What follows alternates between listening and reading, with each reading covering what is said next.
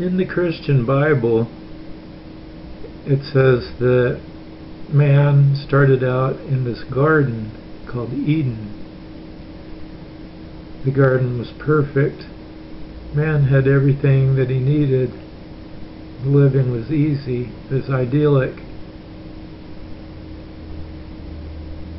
But then, according to the Bible, man was cast out of the garden.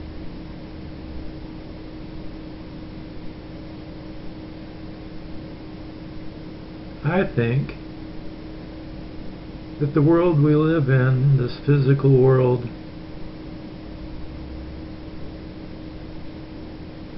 and the energy that flows through it on a spiritual level is the Garden of Eden. We live in the Garden of Eden.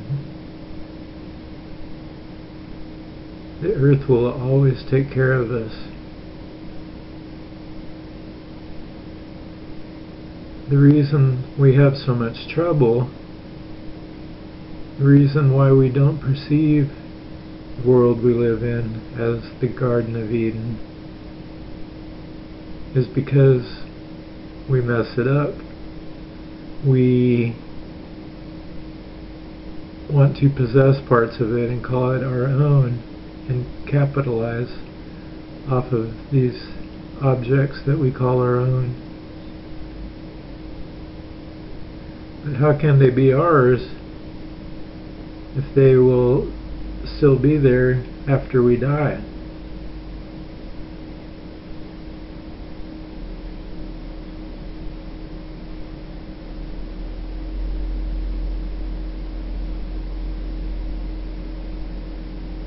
Our perception is very limited.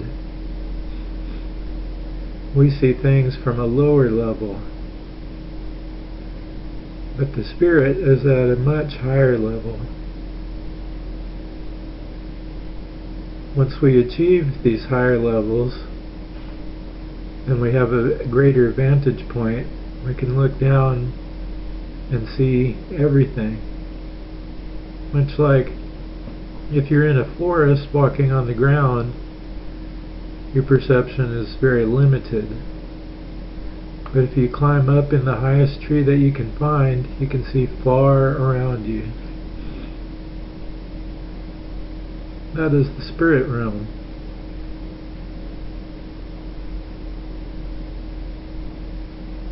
If you can access that realm by looking inside yourself, finding it inside of yourself, you will have this vantage point, and you will begin to see that this world around us was made perfectly. It was perfect, a perfect place for us to live. The way the planets move, the way the earth revolves around the sun, giving us our seasons, the way the earth spins on its axis, giving us day and night,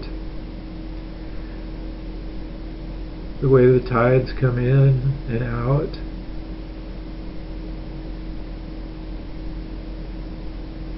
the way our cellular body works is a miracle.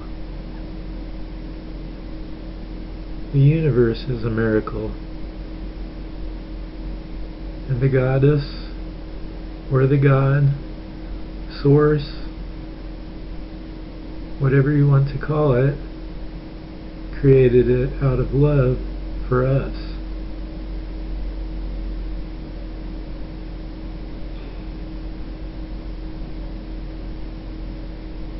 Did you know that hunter-gatherer societies only spend like 20%, I think I've heard 20% of the time that we spend gathering the things that they need to live? In our society, we are so caught up with all these extra things that we don't really need, when we could be spending time with our friends and family, doing creative things, enjoying ourselves.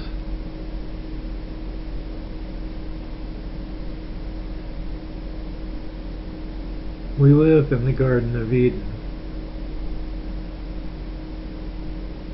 Everything is there for us.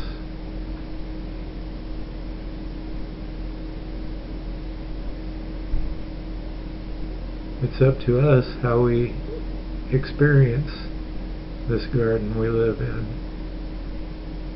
We can look at it as a place of abundance that will always be there to nurture us, to feed us. Or we can look at it as a place of desolation, of violence, of starvation and cruelty.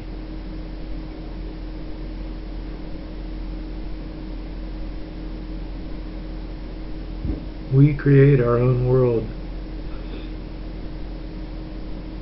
But the potential is there to understand the world as it truly is.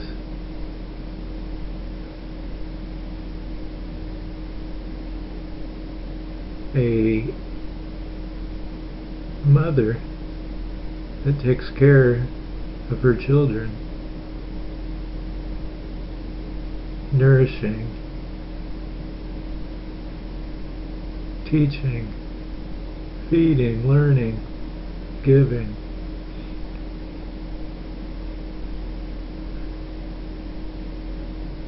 This Garden of Eden is ours and should be enjoyed. So I hope you can find your way to seeing it as it is and enjoying it to its greatest potential. Namaste.